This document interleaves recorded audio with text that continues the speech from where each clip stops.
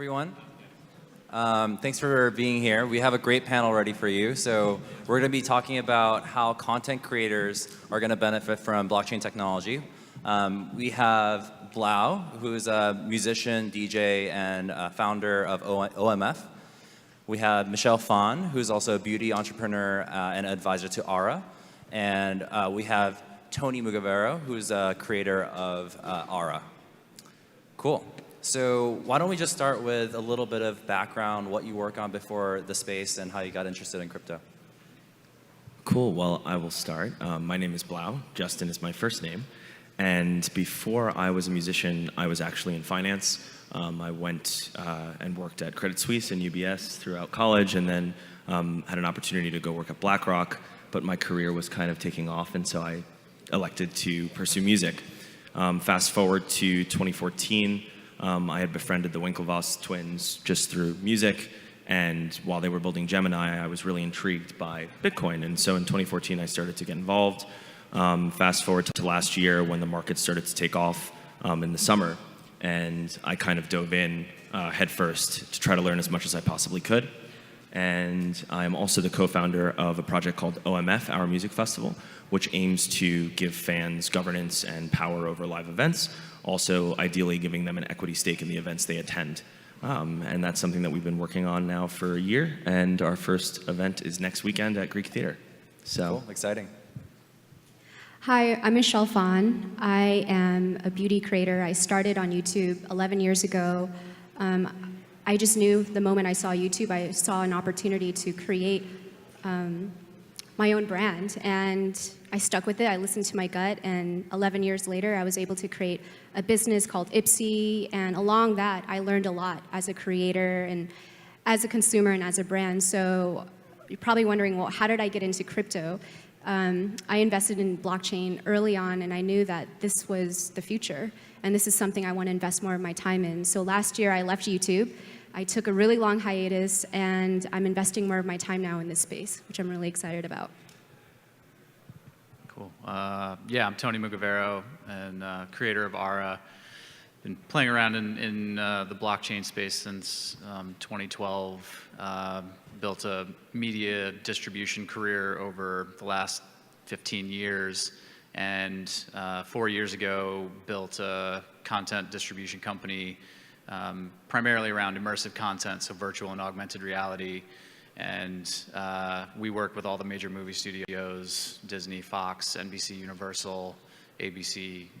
We have papered agreements with those organizations. And we were using peer-to-peer technology internally, primarily to save costs. There was no blockchain even in use. And we started to open some of that technology up and take the ownership of content and the tracking of who has the rights to that content and put that on the blockchain. So coupled that with our peer-to-peer distribution technology to build a decentralized digital marketplace for any type of content. So it could be games, music, movies, really with the mind that we wanted to improve revenue shares for creators and make the consumer experience better and make the whole content delivery ecosystem substantially more efficient. And so that brings us to today.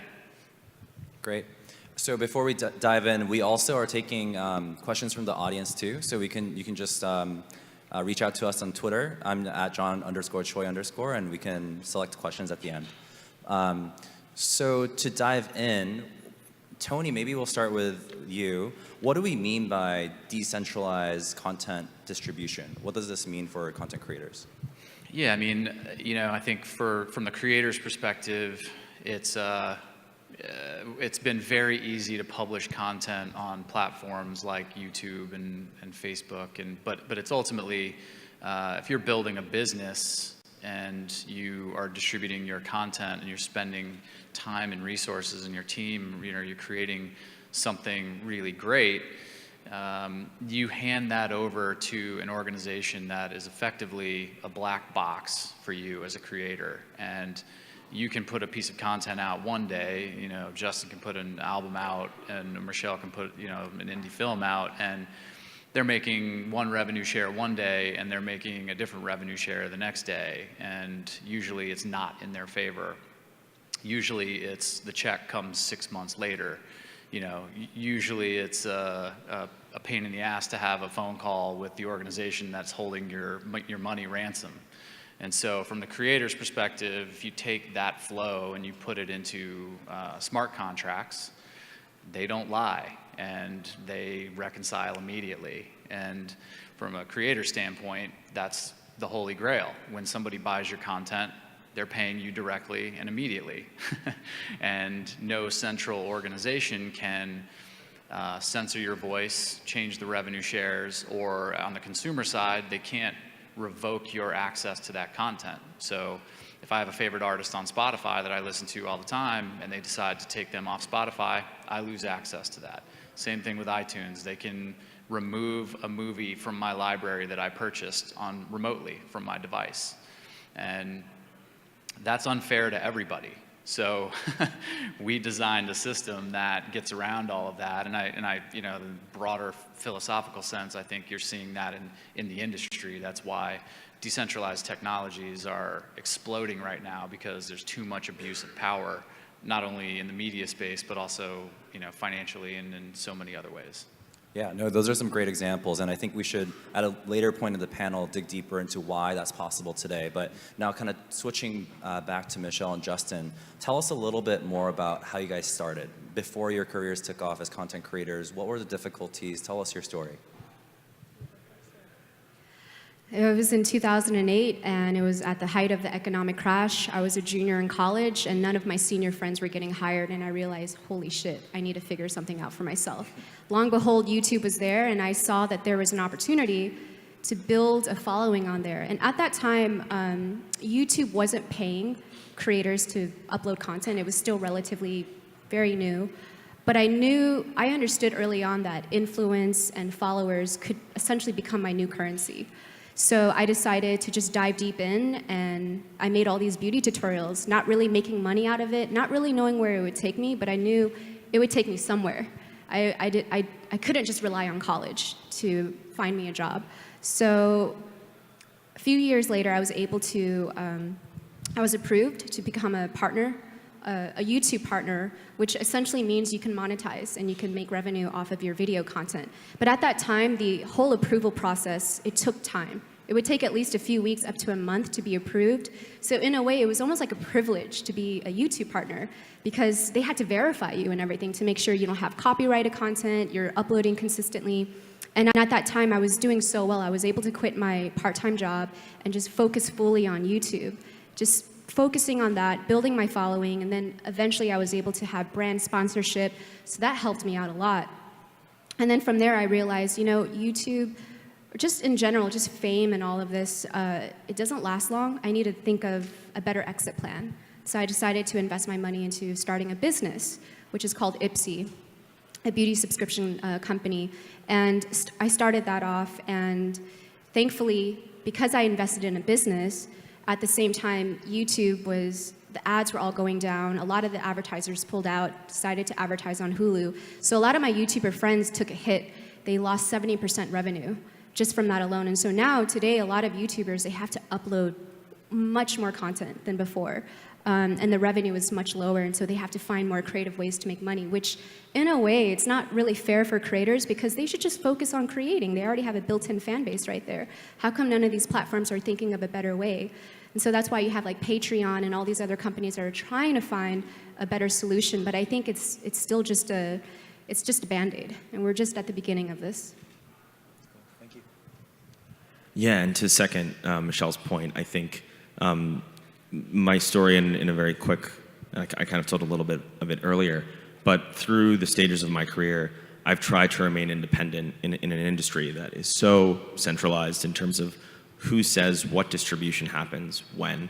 Record labels do generally control everything that you hear on the radio, and now everything that you hear on Spotify. It's, you know, there are certain algorithmic aspects of it, but for the most part, there are like 10 people that decide what's going on the most popular playlists. And throughout my career, I've, you know, taken a stand against that and remained independent. I own all my own rights. I own most of my own publishing, of course. I have co-writers on some of my songs. And I found that really it just feels better as an artist to own your own content. But now we kind of need ways to distribute that content that aren't controlled by centralized entities. Ways that we can distribute our content and monetize it instantly instead of waiting, as Tony said, 6 months for a check to come in the mail. And I have a specific example that I like to share. My biggest record of all time for me was a record called How You Love Me that I released in 2014 on Island Records. And it's generated over a couple $100,000 in sales. And to this day, I think I've only gotten a check for anywhere between 10 and 15 grand from that single song. And I don't know where the accounting is. It's expensive for us to audit Island Records. It's expensive for us to chase it down. And throughout that process, I decided I'm going to go independent. I'm going to create my own record label, and I'm going to donate all the profits to charity. Funny enough, I didn't know that when I went independent, I would actually make quite a bit more money on the music, and we've raised almost over $300,000 for different charities, including Pencils of Promise, which is an organization that builds schools in Guatemala and Nicaragua, and we've actually built 7 schools in Guatemala, all from my fans sharing their music. So I've really personally experienced the value of staying independent and having a direct connection with fans.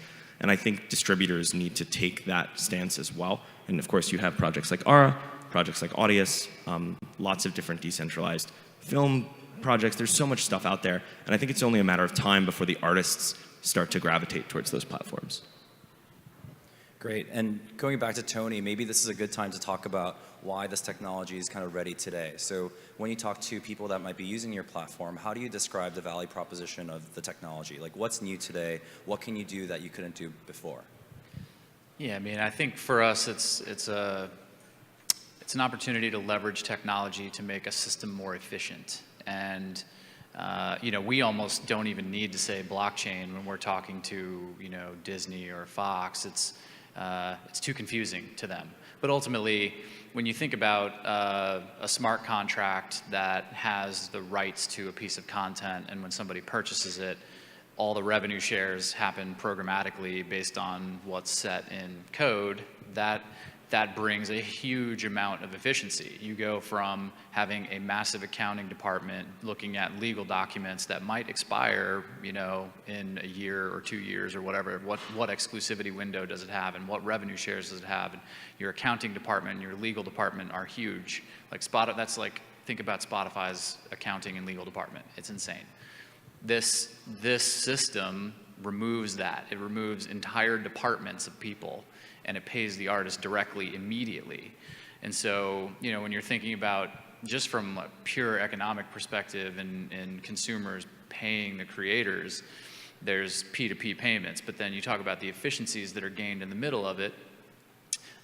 It's faster, it's cheaper, and it's more effective. And so that's just from a pure payment perspective. But we've talked a little bit about this earlier. It's, think about a content creator in Europe. They are selling their content on a platform based in the United States, and a Japanese purchaser buys that content.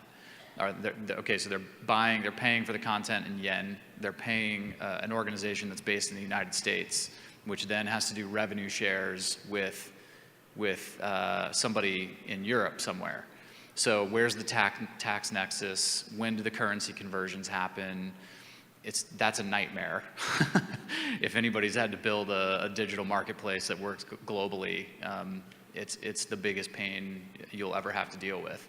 And it's amazing when you leverage the blockchain in the right way, it makes this entire system more efficient. Somebody in Europe puts a smart contract in a piece of content that moves around peer-to-peer. Somebody in Japan purchases that content with the same token. That person in Europe gets paid immediately, and the content transfers from them to each other. And so it's the system itself is more efficient in that regard. And there's an additional layer of participatory hosting that you can incentivize people to distribute the content, so that the fan becomes a supporter by distributing the content themselves. And when somebody buys that piece of content, a fan can actually get rewarded for hosting it, similar to like hosting in a BitTorrent network. Right. So when you talk about those new experiences, when you pitch it to people that are going to be consuming content or creating content, how do you think about timeline? Like, is this change coming? Like, is this available today? Do you kind of think about it in like a 12-month cycle? How do you think about it for Aura? Yeah. I mean, we're designing the system today so that, we were talking about this a little bit earlier, Michelle. We think about it almost like the experience for the consumer today needs to be like airline miles. So you're going to an airline, you buy an airline ticket with your credit card, and you're going to use that ticket in a system to do something. You're going to go somewhere. And as a result of that, you're going to get some points. You're participating in the system and you're going to get some points. That's a paradigm that consumers already understand, and they need to be able to come to us and any platform, digital platform, use their credit card. And if the background is all running on tokens and all the contracts are reconciling in that way, great. That it should be so simple that people don't even have to know anything about blockchain or have the hurdle of learning about it first before they can participate in the system. So yeah, that's how we're approaching it. Definitely. I totally agree with your point that we do have to move on from focusing on the research and infrastructure, as we need to balance that with focusing on how can consumers not know about blockchain at all and get something new out of it. So talking about Michelle's career a little bit more, earlier you talked about how your career kind of blossomed via YouTube, but for people in the audience and people that are listening in that don't know about the industry, tell us a little bit more about all the stakeholders that are in creating a content. Like what's all the people that are involved that we don't know about? To be a full-time YouTuber or even a full-time influencer utilizing Facebook and Instagram, you have to have a team. A team consists of usually you have an editor, a filmer, a manager. Manager helps build relationships with the brands, an agent sometimes, a lawyer. So you have all these people who are essentially taking a cut in the pie. I'm not necessarily saying it's a bad thing. I do believe there's, managers can bring a lot of great opportunities. It can help manage the career of a creator, because sometimes some creators do need a little more handholding. But I do believe that we're at a point now where it doesn't make sense that they take 20, 30% when that money can go to a pool of, imagine your editors, like they actually deserve more if anything, because they're the ones who are sweating and editing or filming. So I think there's just better ways to cut up the pie so that everyone feels like they're getting incentivized. No, absolutely. And I'd love to go into more detail about how you think that's going to change. But before we do that, let's talk about music industry. So Blau, when you look at, so when I use my Spotify account and just find my favorite music, what are all the different people that are working to make that happen? How does the industry work? It's actually really interesting. To go into the master recording side and publishing side of music would be a whole discussion in and of itself. So we'll save that for another time. But I think that the music business and the content creator business in general has a lot of similarities across video and across music, where there's managers, agents, people that do provide value along the way. The issue is that their stakes are extremely high. There was a recent statistic that came out in USA Today that artists retain only 12% of all the net profit in the music business. That means 88% is going to, let's not call them middlemen, I think that's a little negative, but to business services, managers, agents, people that do provide value, but probably not 88% of the value in the music business. So the question becomes, how do you give fans that value? How do you encourage fans to create value where these other middlemen are claiming that value? And I think that blockchain technology or not, the entire concept of decentralization has opened my eyes to ways that fans can become more engaged. And that kind of all comes down to data. I think you and I can both agree that we've generated so much data in our careers as artists. I've been doing this for 8 years. You've been doing it for probably a similar amount of time. And while I've sold millions of tickets to engaged users and engaged fans, I don't know who any of them are, and I have to pay for it to continue to figure out who they are. That's really problematic. If I knew who they were, and I could figure out who my most engaged fans were, and rewarded them for being engaged, how much quicker could I grow my entire career? How could I engage those users to spread the word about me without having to pay for advertising or having to pay for distribution of my content? In ways that, I don't want to go too far into it, but the music industry is very much pay to play or give up a huge stake in yourself. Those are the two options. So giving fans that power will ultimately kind of even and level off the playing field a little bit. And I think, Michelle, you and I can both agree, we've been talking about it all day today. There's a lot of opportunity there. Yeah, absolutely. I mean, we were talking about this a little bit before the panel, and it's been really eye-opening to me to understand how complex these industries are and how, no matter what the timing on blockchain technology might be, the fact that there is a catalyst to discuss what are the equilibria in these spaces to make it better for people that are creating content, these creatives, as well as people that are consuming those content. Like, I think this has been a great catalyst for that conversation. So thinking about the future of what that looks like, it all sounds great, like creators having more power, fans being able to connect with their creators better, but what does that look like? What are examples of success scenarios? Yeah, I think This is for anybody. we talked about this a little bit before. I think there's been an obsession within the blockchain community about technology and protocols. And what that's done is it's created mainly speculative demand for tokens and for different products. We need non-speculative demand for anything in the cryptosphere, and we need clients, not just protocols. We need fans to actually, not just fans, but users to engage with this technology in a way that they understand. And of course, like lots of different companies are working on that on the fintech end, in the entertainment side, like Michelle, myself, and like Tony. But ultimately, that's kind of the next stage because we were all a little bit early. None of this stuff is ready yet. So we have to be aware of that, and we have to continue to build for the consumer, not for the speculative trade. I think that's kind of where the whole space is moving. Yeah, Just to kind of work off of that one little bit, you talked about how you felt like you were early at YouTube, right, Michelle, when you were getting started, but how the fact that you continued on with that currency kind of paid out. How does that feel compared to blockchain and content creation today? Well, I think it's pretty parallel now. I mean, most people don't even know what blockchain is. Like, majority of the population in this world, they don't know what it is. However, I do believe in the next few years, they're gonna know because there's gonna, later on we're gonna have mass adoption, just like with YouTube. No one really knew what YouTube was 11 years ago.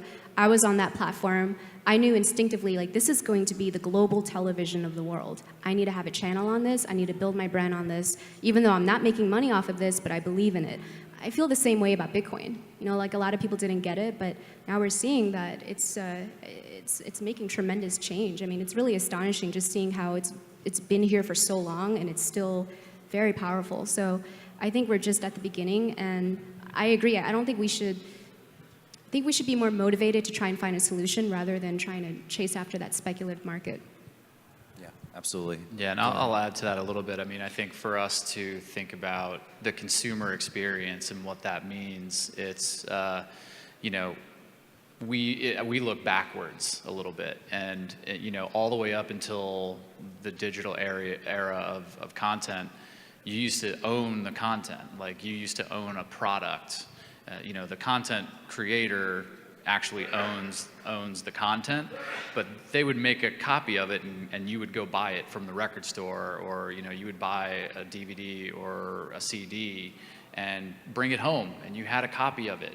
And in the digital era of media, we now lease access to that content, and we are expected as consumers to put all of our information on a third-party platform and trust them with that information, trust them with all of our personal information, our credit card information, and then they're so gracious as to lease us a copy of the content to consume. That seems a little backwards. And so, we look back at what it was like in the 80s and 90s when you get a cassette tape or a DVD or a CD and bring it home. That's where we see the long-term opportunity in the media space. You have your personal information living on your local device. When you get access to a piece of content, that's put into a distributed ledger that no single company can ever take away from you, to show that you have the ownership over that content. And you can put that on your devices, and if a central system goes down or is breached, you don't care, because your information lives on your devices and your content is tied to that information.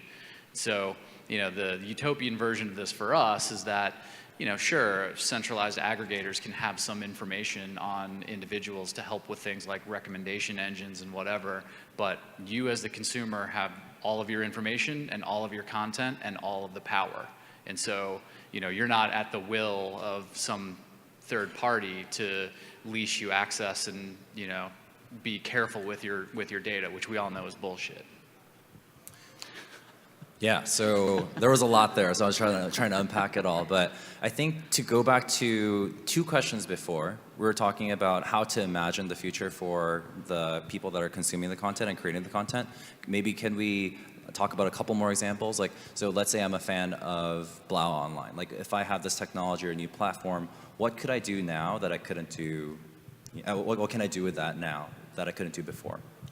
In terms of, when you say what could I do? So I think some examples that we talked about might be, if I go to a concert, what are new interactions that I couldn't do before? So one of the ideas that I was toying with when I first started getting involved in the blockchain space was just the simple idea of artist security tokens, right? A security token that could represent an equity stake or the right to a cash flow in my career, because I generate a certain amount of income every year, and that might change based on my popularity.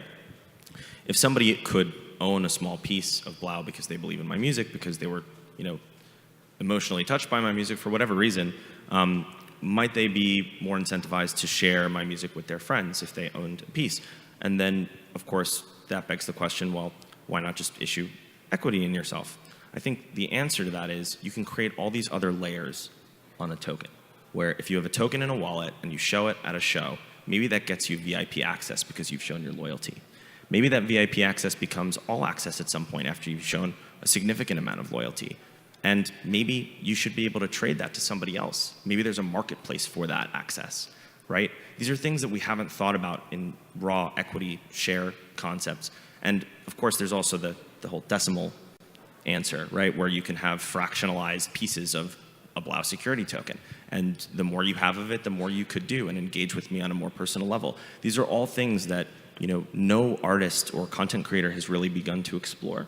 And I think that we'll start to see these things pop up as the regulatory environment becomes more clear. I think that's kind of been the biggest barrier to entry for a lot of artists and content creators is we're nervous, right? We're nervous to try things that we don't know are totally clean and legal. And that's kind of what's been, for my personal project, it's been a huge barrier for us in what we're building. Yeah, I mean, I think I would agree with the lack of clarity around regulatory issues. And, is something a security or is it a utility? I mean, we have been very careful to design multi-sided utility into everything that we're doing. But that I think Switzerland has a pretty clear framework around you're either a payment token, a utility token, or a security. And it's pretty simple to think about. You can look at any project and pretty quickly determine if that's the case. But opening up opportunities, we've seen the same thing on the film side, or instead of an artist, it's for an album. But like, can you finance a film as a smart contract with a bunch of people, almost like a Kickstarter project, and everybody who is financing that film is going to get a piece of the shares on the outcome of it. And that's a thing that hasn't really existed today, but it provides a lot of power to people who, you might if like the Avengers could fund the whole next Avenger film with the fan contributions, which could get super interesting, I like to use the example, I've used this example with friends who don't necessarily understand blockchain technology. Imagine that you were at the first, showing of Star Wars, and when you bought your admission ticket, you got some Star Wars token, right? That's such a simple example for somebody to understand. Wow, what would that be worth today? And I think that, you just create this incentive positive feedback loop within the consumers of content when you can tokenize different things. And whether they're utilities or securities, I don't think any of us truly know, because the economics of each different type of token are gonna, be determined obviously by the issuer. I think that ultimately though, there is demand for that. There's demand to have that connection with the content creator in a more unique way. And it's up to us all in this room, we're all still here and we're all learning and pushing even in a bear market, right? So we're definitely all believers here in this room, and I think that over the next couple of years, it's up to us to kind of push the boundaries. Absolutely, and I think even before you think about security tokens or utility tokens, I think the fundamental thing that we're talking about is when Justin and Michelle talk about the fact that they have millions of followers online and they lack the data about who's coming back. Like I made a content today, who's going to come back tomorrow, and having that data is going to allow them to create better content for them, right? So Michelle, have you thought about if you had better ways to connect and get data about your audience online, what are things that you could do tomorrow that you've kind of thought about? Well, I have a beauty brand, so just to separate everything, if I had direct access to my viewers' data, I would know what type of lipstick shade to make, what type of eyeliner to make, what type of products, if they want merch, if they not. So in a way, they're kind of like my creative director. Like my followers are helping direct me so that I can help create better products, better content for them. So it's a two-way relationship in a way. With Ipsy, so it's interesting because on YouTube, on the YouTube side, when I was on YouTube, I didn't really receive a lot of data on who was really watching me, what type of beauty content they wanted. But because Ipsy was my company, we were able to get all that data. So it was interesting seeing how, wow, like just the amount of data that we had, even the reviews, we would get at least 100,000 beauty reviews per month. So all that data, all these women and men who were really interested in makeup, and they gave their review on like, this is why I like this eyeliner, but I didn't like it because it was too expensive. It's priceless, all this data. And that's one of the reasons why Ipsy was able to grow, because we had that data. So I really do believe in what you're saying. I think the right type of data, ushering in the right relationship with your fans, could just be a huge game changer in this industry. It's highly needed. Yeah, absolutely. So switching topics a little bit, we talked about people that are consuming this data, consuming content as well as creating the content. And we talked about the vast stakeholder group, the people that are managing, the people that are creating the brands, all the people that are supporting your team, right? And while we should push for content creators to have more power, they serve a very critical role in that ecosystem, right? So this shouldn't be just about content creators and the fans. What are things that these teams that are supporting you today do to better support you? Because, for example, Airbnb just shared recently that they're going to start giving their top earners shares in Airbnb's the company level, right? So in that same way, there are options of not using blockchain to do this too. Like, are there examples that you could think of? Yeah, I think that's it's a really good point. There's this giant question that hovers above us all, which is, do you need blockchain for that? And I think the answer is that there are a lot of other benefits to blockchain tech that aren't just unique to decentralization. There's liquidity, there's global access, there's interoperability of different digital assets, right? And we're going to have centralized parties. We need centralized parties to help facilitate mainstream adoption, because that is how users generally are used to interacting with technology. I think that doesn't preclude the possibility of adding different types of features to things, whether they're on blockchains or not. I think that the entire movement has just kind of opened all of our eyes to the potential of how to engage all parties along the way. For instance, an interesting example that I just thought of. I've had maybe 3 different management situations throughout my career. I worked with a company called 360, who manages Calvin Harris, Deadmau5, and some really big other DJs. And I worked with them for 3 years. That contract ended. Then I was independent for 2 years, and then I recently hired a new manager, and I'm working with Dexstar, who manages Steve Aoki, Blink-182, a bunch of other artists. And each of those managerial experiences were really interesting, but they only lasted, the percentage that went to those parties only lasted for the time of that I worked with those parties. It'd be really interesting if instead of giving them 15 to 20% for that 3-year period, maybe they earned a lower percent for the life of my career. Maybe they're entitled to more, and maybe that would incentivize them to work harder, because they know in the event the business relationship doesn't work out, maybe they still have access to my future cash flows. This is very similar to how the tech world works with, employees that have stock options that vest, and then they might leave the company, but they've still contributed value at a very early stage, and they earn the right to, the future growth of a company. I think that these are things that we'll see, blockchain will facilitate in entertainment, and I'm curious to kind of see how that evolves. I know it's not something that I'm personally involved with, but I have a lot of conversations about it. So, really cool. Anything else that you guys wanted to talk about? Yeah, I agree to Justin's point on centralizing some things can be valuable, right? Like, it's a great utopian view to have everything be fully decentralized, but anybody who's peeled back enough layers knows that that's almost impossible. And particularly when you're dealing in the media space, there are a lot of parties that are involved, and you have to coordinate a lot of things from a central location to make things happen, to jump them off entirely. And so, when we're talking about, it's like a big media company wants to integrate Bitcoin into their workflow. All they want to do is call somebody. They want to email somebody, and you can't email Bitcoin. Like you can't email them and say, hey guys, I want to integrate your SDKs. How do I do it? So, it's like sometimes people need somebody to call to have a trust layer that allows them to actually take the next level and integrate something. And when we think about like the value that centralization can provide, you think about what a currency exchange can do, right?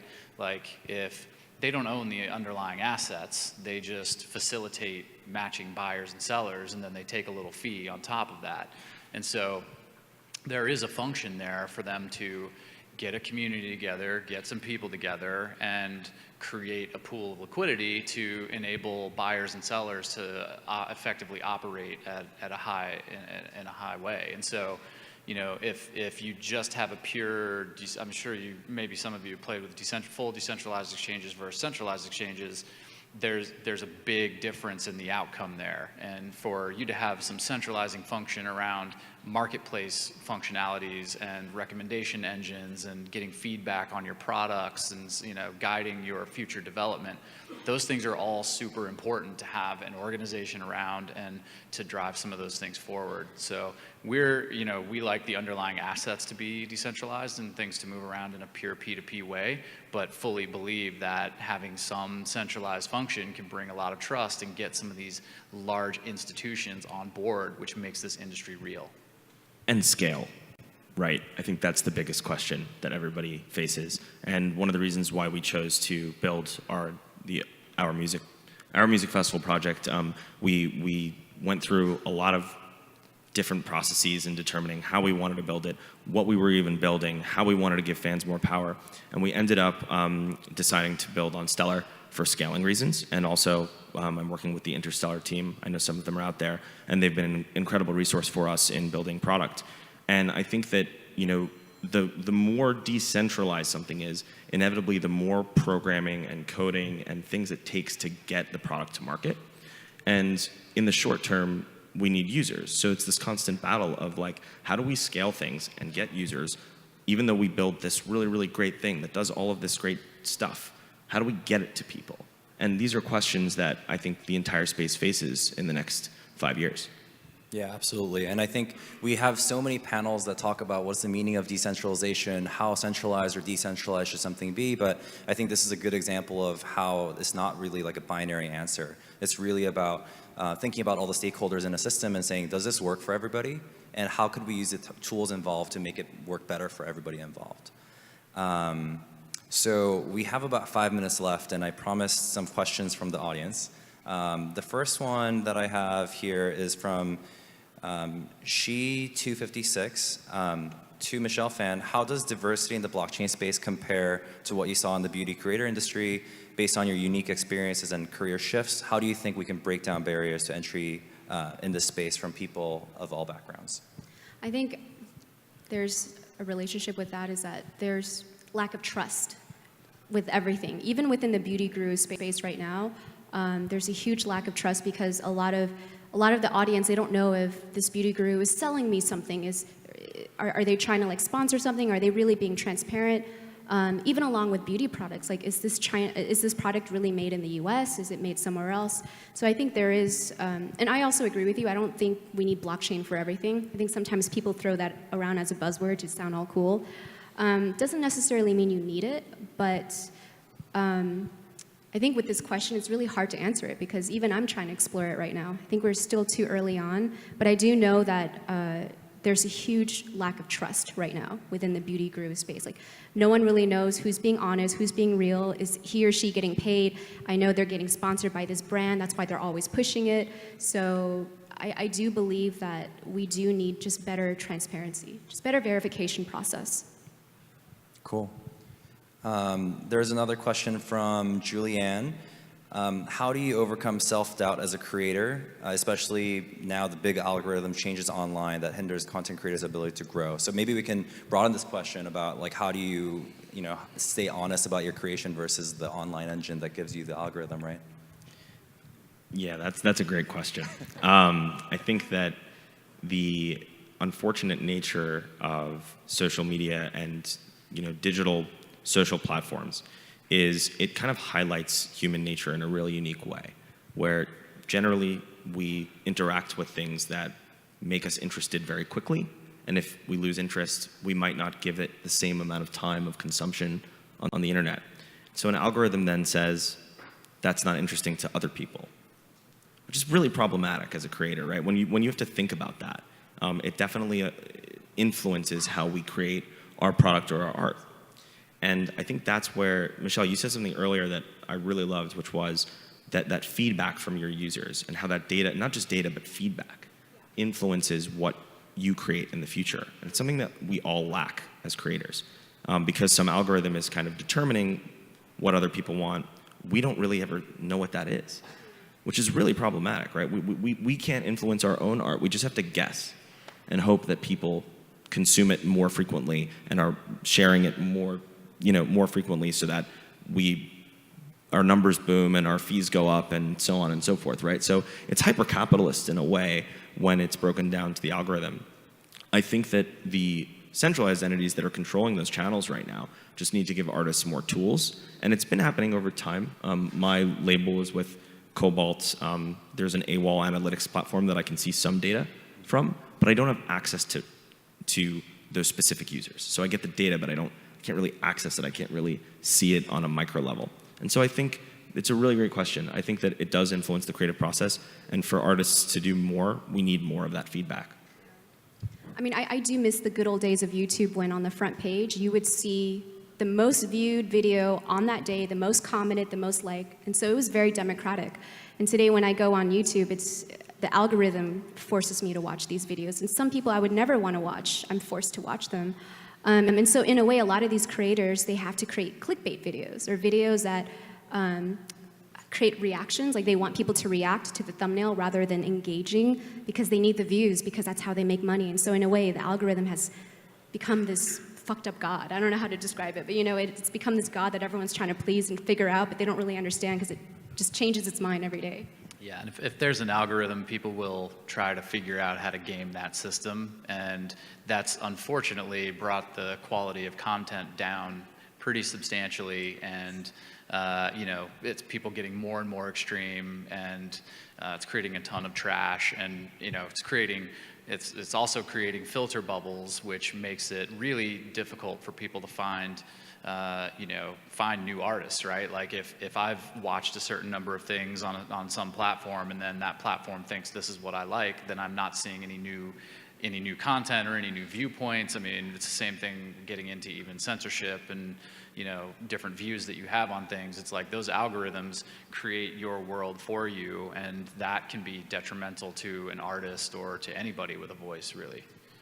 Absolutely, and I think the simple question turned into a more philosophical question around, like, if you're a creator, are you creating for yourself or for the audience? And yeah, I mean, that's a conversation Most for are another creating time. for the algorithm. It's the truth. That's how they make money. Yeah. Well, it's interesting, right? It's a battle, though, right? I think They don't want to. I know they don't want to. Well, I definitely don't want to create for the algorithm, but it is an unfortunate reality that the actual songwriting process is influenced by, what the algorithm says is interesting. I think what this creates is it creates this homogenization of content, and to bring it back to why we're all here, I think that there are ways that users can actually influence what's distributed amongst other users more than an algorithm.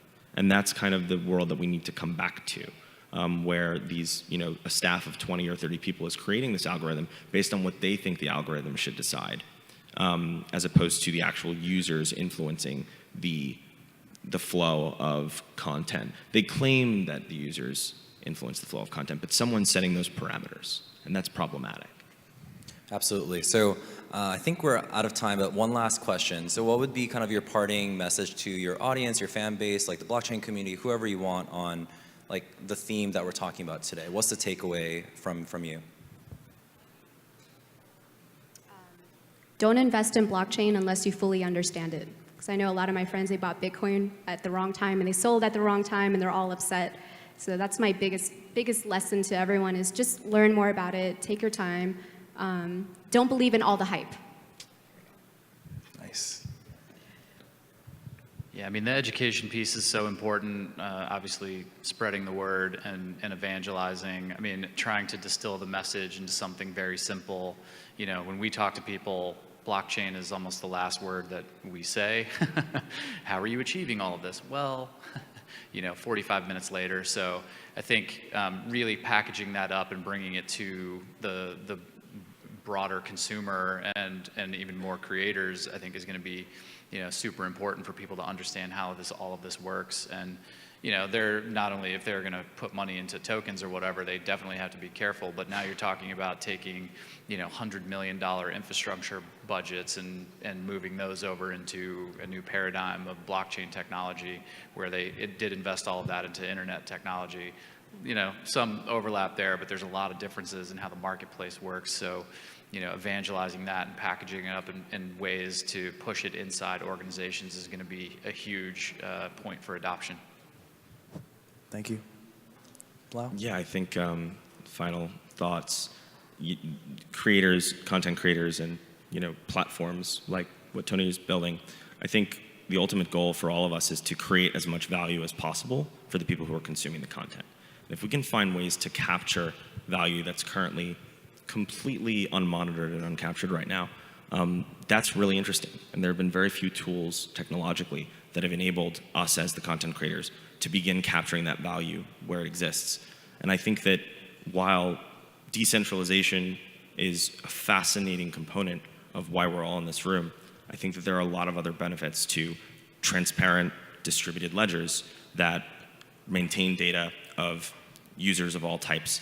And I think our goal in this room should be to make it as easy for those users to understand without making it complicated, without making it completely speculative. And if we can do that successfully, I think all of our projects can succeed together, whether you have a project or you're on the legal side of the business or you're on the promotional side of the business. I think ultimately we all need to pull together and bring this space to the mainstream in a really big way. And I've seen a lot of other projects that are doing that now. And I think we've kind of passed the point of weeding out the people who are in it for the wrong reasons. So let's hope that we all continue to build here. Cool, thank you.